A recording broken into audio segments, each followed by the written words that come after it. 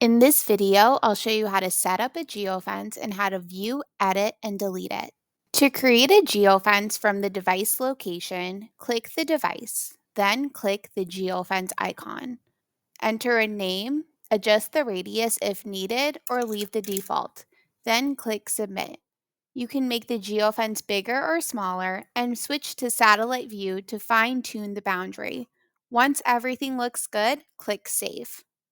To create a geofence from any address, go to Geofencing, then Create Geofencing Area.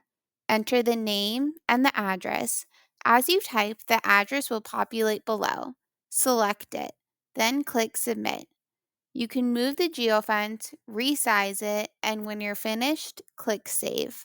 Now that you've created your geofences, you'll want to ensure you have your alerts turned on. First, go to Alerts, Alerts Contacts, and enter your email and/or phone number. Select your carrier, then click Submit. To finish, go to Change Alert Settings, either using this shortcut or from the sidebar. Select your device. Check the geofencing alert box. Click Submit. To view or delete geofences, go to Geofencing, then View/Delete Geofences. Click Submit. Here, you'll see all your saved geofences. Select one from the map or from the drop-down box.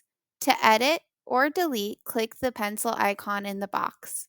Then delete or save it. And that's it. You've created, viewed, and set up alerts for your geofences. If you have any questions, contact our support team.